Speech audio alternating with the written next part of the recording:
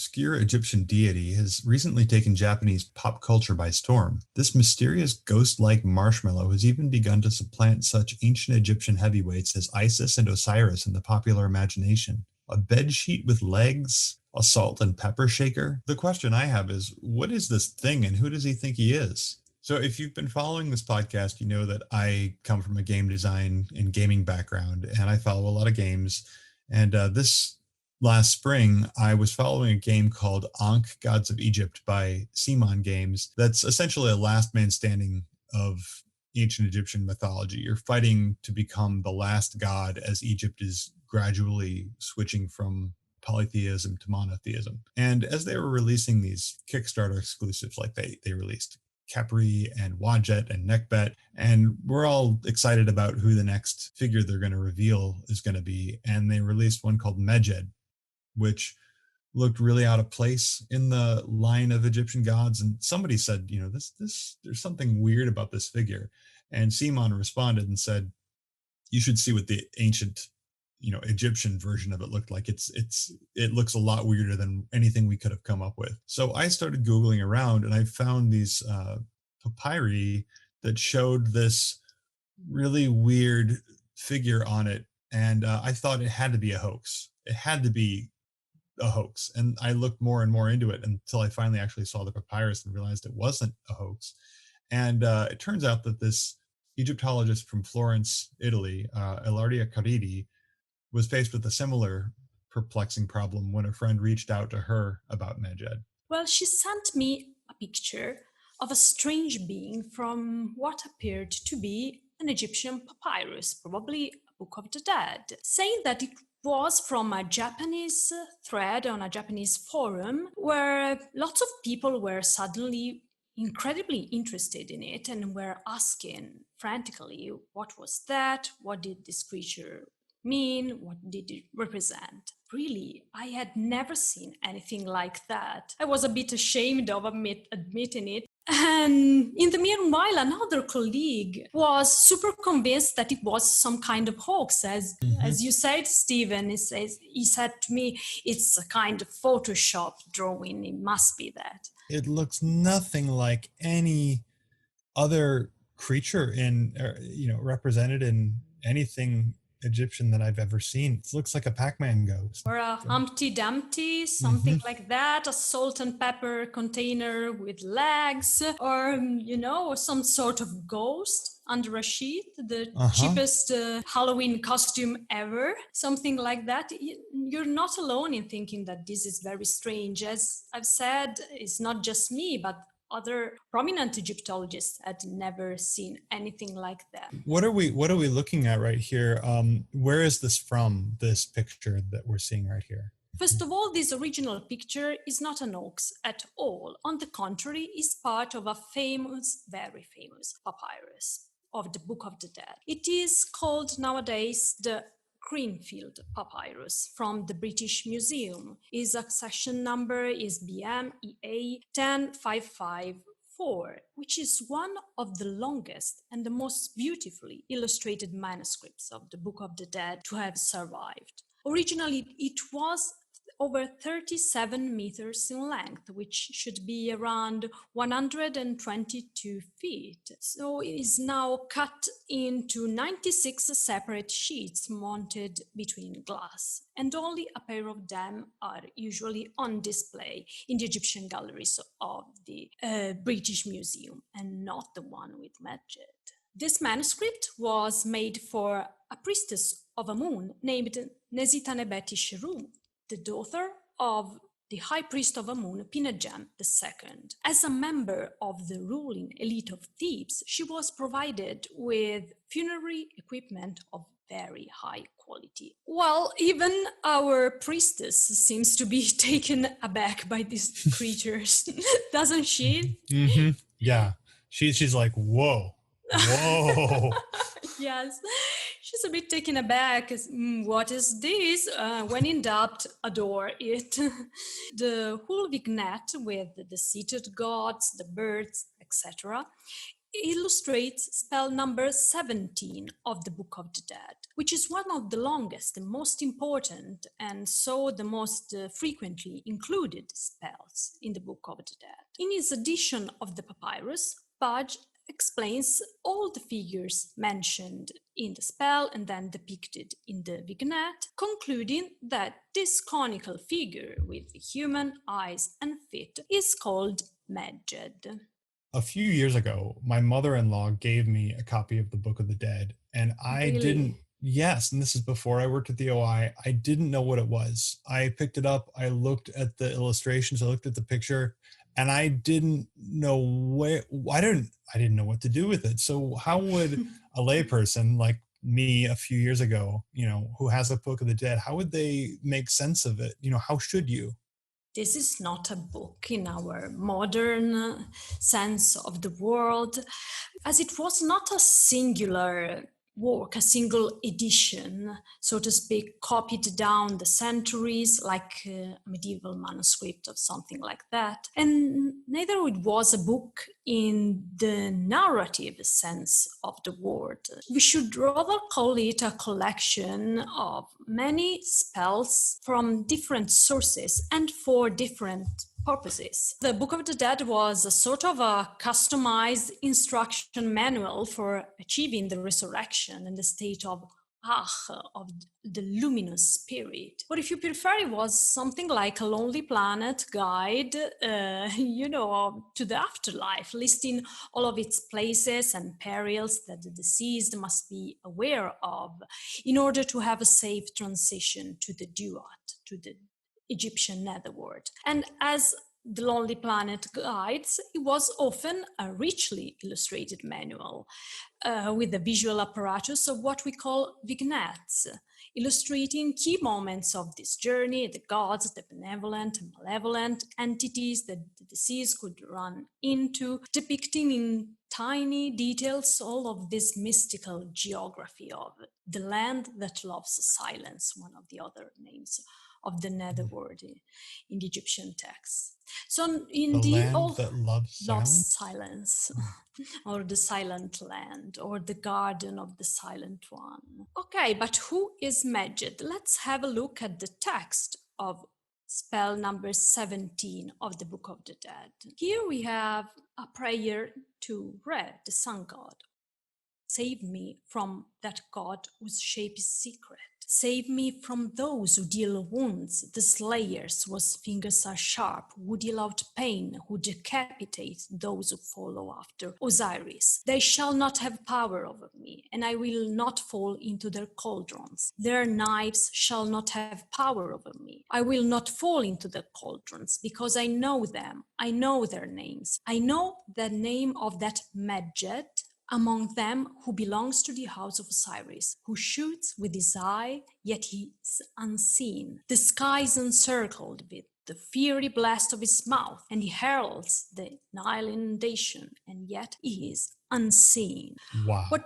That's some real Lord of the Rings, Dungeons and Dragons, high it's perfect fantasy. For a board game. Yeah. Tell us about this. We're looking at a sort of prayer that the deceased pronounce to the sun god Re to be saved from the terrible beings that populate the netherworld, the obstacles that the righteous man must be able to overcome in order to reach the destination of his journey, the highest desire that every Egyptian, or at least every religious Egyptian, should have, to see the gods, to dwell with them, to be able to converse with them and to unite with them. And here the spell says that these terrifying creatures have no power over him because he knows their names and he knows their powers. So well, now we too know the name of our creature, who we conventionally pronounce Medjed, because the Egyptian language only recorded consonants and not vowels. And so to be able to pronounce these three consonants together, Medjed, we must add something in between, and we conventionally add a vowel Eve. I want to read this phrase again. I know the name of that Medjed who is with them in the house of Osiris. The house of Osiris, is that the realm of the gods? Probably the entourage of Osiris. Okay. Of course, the house of Osiris is the whole netherworld, the world duat, but Right. it's difficult to, understand what precisely did they mean with these words. Who shoots with his eye without being seen, who rings the sky with the flame of his mouth, who announces the Nile flood without being seen. This is referring to Medjed or to Osiris? No, it refers to Medjed. Okay. Exactly. This name, Medjed, is actually a participle of a verb, which means to smite, to strike. In fact, it has the determinative, which is the last sign of the word. I don't know if you can see my cursor. Mm-hmm. The last sign of the word is called a determinative, or a classifier is a sign that you don't read, but it serves the purpose of highlighting to which category, ontological category, the word belongs to. And in this case, we have an arm with a stick. So it belongs to the category of violent, aggressive, or strong actions. And in fact, the word means, as we say, to smite, to strike. So our little ghost is a smiter. He shoots with his eye and he spits fire from its mouth. I can't see any mouth, but it's okay. And yet he is invisible, he is unseen. Here we can start to maybe draw some conclusions about this is an enigmatic form, shapeless. Maybe it has to do with the fact that he is invisible. Well, but it's a bit early for conclusions, I think. But for now, we know that this is a very dangerous being, a powerful creature, a protector of this house of Osiris, but he can do no harm to those who possess the secret knowledge contained in the Book of the Dead. So if you know the name, no harm can come to you, but if you don't know the name, it can smite you with fire or some other unpleasant thing. Is that about right? It sounds kind of like what we think of as demons. Like, do you think Medjed would be considered a demon in the ancient world, or were there figures that were in the ancient Egyptian world that were like demons? Or the vignettes, these illustrations of the Book of the Dead, are populated with a high number of supernatural beings in a huge variability of forms. And the exact nature of some of them still poses a dilemma to Egyptologists to the present day. We have Thoth, we have Anubis, those main deities in quotation marks. It's important to say that because we have no clear hierarchy of major and minor gods in the ancient Egyptian pantheon. And what we may consider a minor god may be the saint patron of a certain city, so to speak. So it's difficult to call them main deities or minor deities. But a variety of other inhabitants, supernatural inhabitants of the netherworld, also mentioned and depicted in the Book of the Dead, seems to gravitate around these main figures. This is the plethora of creatures that have been called in Egyptology as minor gods, genies, or demons, more often demons. But we have a problem with this. There's no ancient Egyptian term that corresponds even approximately to our word demon. Those creatures were simply called Necheru, gods, like Osiris and Isis and Anubis. Osiris is a Necher and Medjed is a Necher too. We could differentiate those entities as those who did not have a proper cult in temples, for example, and who did not appear in mythological narrations. And also, it is to be said that these beings do not have a universal power, but have a specific sphere of action and a range of magic circumscribed to, a specific place or a role that they play in the netherworld. So Medjed, the silent smiter, it sounds like he's not like the cause of a disease or anything, but would he be more comparable to the evil that lives in men's hearts? Or are we talking like he's more of a guardian that people have to get through in the underworld? I've never seen it attached to any emotion or any, other demons are more clearly associated with illnesses and plague. I think this could be just one of the guardian demons because, you have to say that you know his name, know his role in order to overcome it. The Egyptian conception of the netherworld included many gates, portals, pylons, doors, which must be passed by the deceased to reach the place of his final rest, of the blessed eternal existence in the company of the gods. And these passages are always watched over by these liminal entities that are usually defined in the text as sautiu, which means exactly guardians. Those guardians are depicted in frightening forms as reptiles, felines, dogs, jackals, baboons, donkeys, hippos, bulls, insects, scorpions, and every other terrible being that could be, and all kinds of birds, and are often armed with knives, or also they can have snakes in their hand or upturned lizards as to ward off those who do not possess this secret knowledge contained in the Book of the Dead. So, of all the other demons and figures like this, nothing that we've seen looks like Medjed at all. Why is it that such a unique figure is only mentioned in this one occasion? Are there other places where it pops up as well? There are more Oh, there are places. more. Yeah, there are more. We have more Medjeds that I can't wait to show you. And but always in the Book of the Dead, even though the Book of the Dead could be depicted not only on papyri, but also on the walls of a tomb, or on coffins, or on amulets, Medjed has never been depicted on any walls, on any other object other than papyri. In the present state of our knowledge, amongst the thousands of Book of the Dead papyri that have come down to us, Medjed is present in the illustrations of only 9 papyri. When did Medjed appear within Egyptian history? Is there a particular period that Medjed appeared in and then didn't, or? And they all belong to a specific time frame, the so-called third intermediate period of the history of Egypt, and especially until the 21st and the 22nd dynasties. Can you spot Medjed here?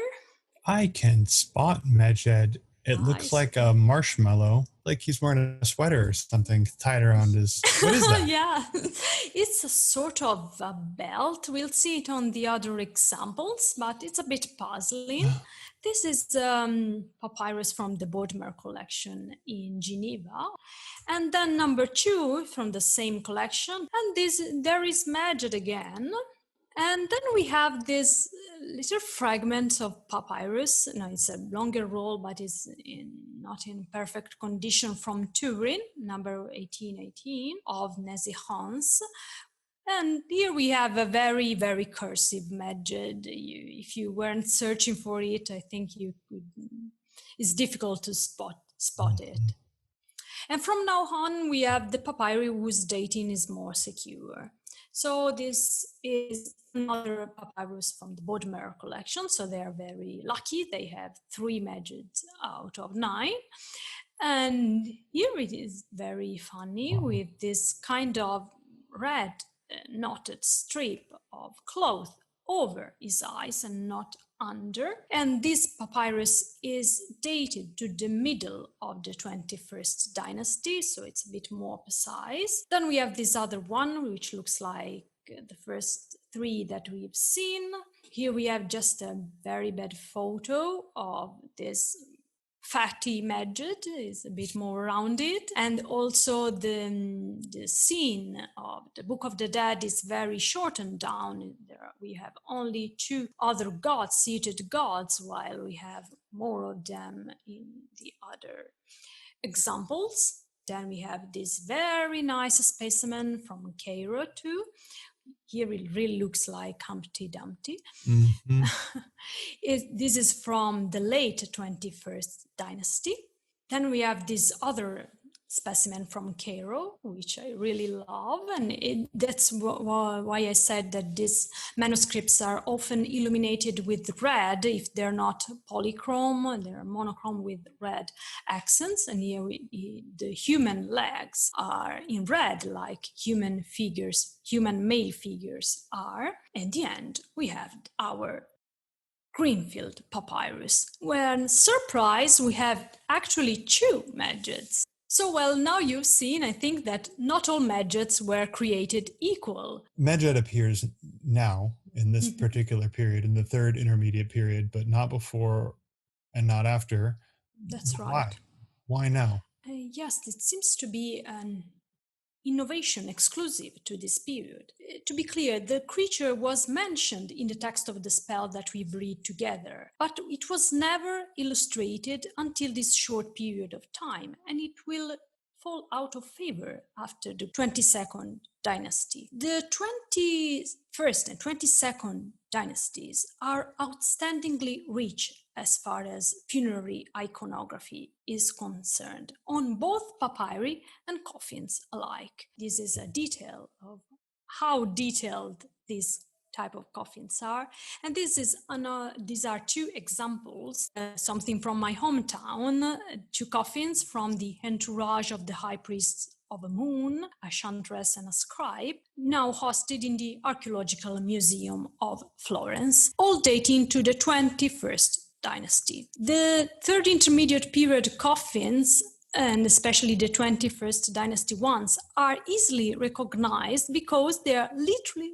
covered from head to toe with religious texts and vignettes with the deceased in front of the gods, demons, and places in the netherworld, giving off some sort of horror vacui vibes. No space was left blank. So is this just a stylistic feature of the period?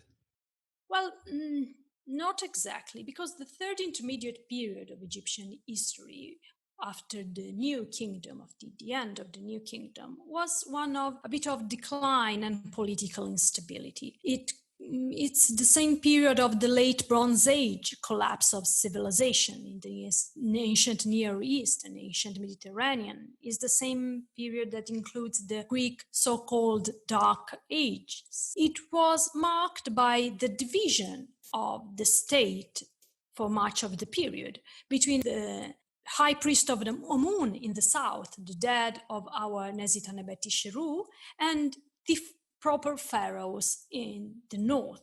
And so there was a lot of civil conflict. In this period, the custom of decorating private tombs declined dramatically, especially in Thebes. Due to worsening economical conditions, they have no money to, lavishly decorate the walls of the tomb, or having big tombs with lots of funerary equipment, but also as a means to decrease the chances of visibilities and so of robberies of the tombs themselves. In a time when the crown, the central power, was not so stable and had lost some control of the country, leading to some dramatic cuts, for example, to the police service in the necropolis. So you didn't want to attract attention to your tomb. Because of this, coffins and papyri became the sole carriers of all of the religious material needed for the journey through afterlife. And because of that, though the crisis generally shortened the papyri of the third intermediate period are usually much shorter than the ones before, but the quality was unaffected, because the scribes found some creative ways to outflank this issue and at the same time to adapt the Book of the Dead content to these new circumstances. For example, a strategy is what we call the pars pro toto rule, which is choosing only one key feature of the spell or the vignette. They could work as a surrogate for the extended version, but also they could replace long texts with just a vignette. In fact, some of the papyri with Medjed that we see now, some of those 9 papyri, have the vignettes of the spell number 17 of the Book of the Dead, but they do not have the text. They have just the vignettes. For the inherent magic, as you may know, of the image in the ancient Egyptian system of belief, for the performative principle of the magic of images, an image could be effective and could evoke and create the reality that it depicts, even without the necessity of writing down or pronouncing a spell aloud. The vignettes could be sufficient in themselves. The vignettes are no mere decorative elements, but they transmit the content of a spell in a very condensed form. Some chapters of the Book of the Dead was thus just represented by their vignettes, and this in turn led to a major development of these vignettes because they were entrusted to with the responsibility to, delivering alone all of the significance and magic power of the whole spell. And so those vignettes became more complex, more sophisticated, and new motifs were created, represented syncretic, more recent conception. So there are lots of novelties in the Book of the Dead, in the visual apparatus of the Book of the Dead in this period. And I think that the appearance of Medjed works perfectly in this framework. There's also another, possible answer to your question, why now? Why especially in this period? Because we have a increase of popularity at the end of the New Kingdom of the issue of the dangerousness of the netherworld, with the idea of punishment in the netherworld, of the divine wrath that could harm the deceased or be turned against enemies. And it could be a reflection, I think, of the difficult times that Egypt was going through. You have this really elaborate, ornamented period that you're talking about, where there's wrath and punishment, and in the middle of it all you have this really plain figure that looks like it's underneath the sheet. So if you're in this I'm going to say like Baroque period of Egypt, though that's an anachronism, is the artist thinking who creates Medjed or who writes him down for the first time? Is it a ghost? Does the sheet represent invisibility? What's going on there? Is the artist? I think you are on the right track, but of course it is difficult to say with certainty after thousands of years. What did the ancient Egyptian artist want to portray with such a enigmatic iconography, devoid of weapons or clear attributes, and all of the characteristic of dangerousness that are described in the text of the spell and are also typical of the notion of demon that we discussed later on. Egyptologists always say that demons have all clear attributes because the deceased must be able to recognize them when he sees them, and so give them the right names, etc. Why this doesn't happen with Medjed? The majority of scholars, though this was mentioned just in passing in academic literature, but the majority of scholars such as Baj and Mild and Mikola Tarasenko have reinterpreted the white part of the figure as a cover or as a shapeless body altogether, connected, as you were saying, with the description of the demon as invisible. This, in fact, could be, I think, way to draw the impossible and unimaginable and, of course, unperceivable being. And this aspect seemed to be more prominent in the Greenfield papyrus. Eyes and legs of the creature signifies its ability to see, move, and act, even though humans cannot perceive him. In fact, iconography of these liminal entities, as Lucarelli elucidates again, do not so much characterize what these demons are, but what they do. So that's why the eyes and the legs. But Bernard Bruyère, as early as 1937, and after him, Terence Duquesne, saw the matter quite differently. They described Medjed as an ovoid jar with legs, perhaps a personification of a vessel for sacred oils. How does the vessel with sacred oils figure into this? I think that this could, somehow explain the upper red band on the most ancient example as a fastening for a lid. See this example from the Metropolitan Museum of a sealed jug with a strip of cloth over it. Why should a smiter be associated with ancient oils? That's a bit a tricky part, and we would have to browse through lexica and vocabularies to figure it out, and moreover, scholarly opinions differ on this point. But to keep it simple, I can tell you that the penultimate sign of the word Medjed represents a cloth being pulled to between two suppers that could serve as a strainer, a filter, a sifter in the production of oil, wine, and perfumes. And the meaning of the verb to press could also mean to squash these fruits to produce the liquid. There are several words in ancient Egyptian that could back up this theory. There's a sacred oil here in this representation from Esna, from the temple of Esna, where this deity, Shasmo, holds a vessel which is quite a bit similar to the ones that we've seen in the first most ancient depiction of Medjed. And this oil is called Medj. And a similar term, Medjet, means oil, anointment. And there's also the word Madjet, that means wine measure.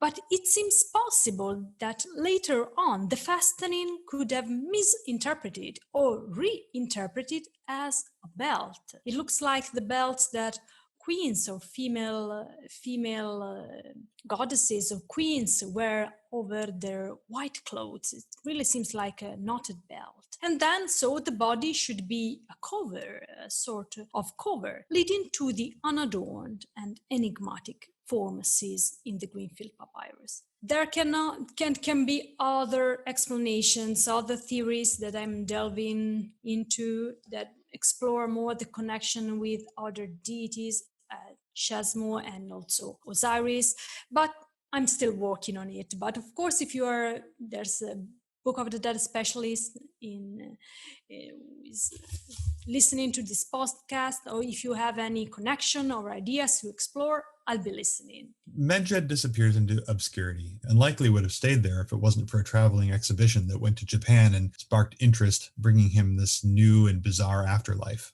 Between July and November of 2012, the Greenfield Papyrus was brought to Japan for the first time and was displayed for only the second time in its entirety, including the page with Medjed on it.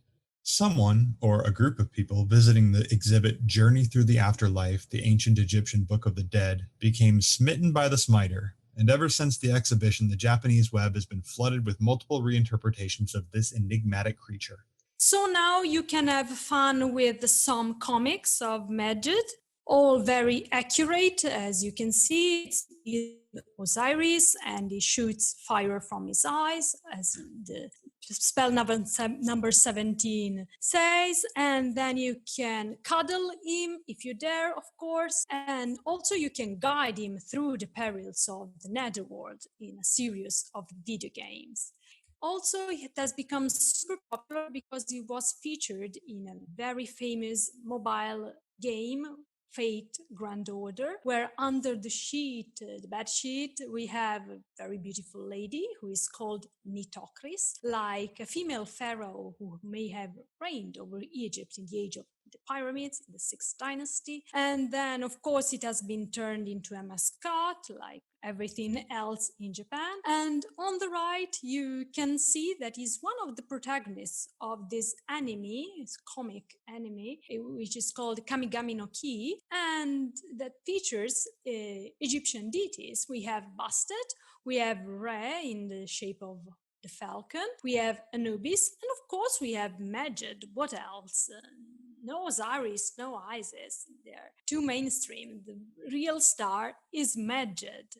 And what is incredible is that in Japan, it has become one of the most popular deities, most commonly renowned gods of the Egyptian pantheon, such as Osiris or Anubis. Have a look at this manga that I have, which is called The Blue Eye of Horus. In Italian, it's just called The Queen of Egypt, which is a retelling of the story of Hatshepsut, the other great female pharaoh who reigned in the 18th dynasty. And at the end of the volume, the author needs to explain the pantheon of ancient Egypt. We have Isis, who is in love with Osiris, and there's Set and Horus, and of course, Medjed in the end.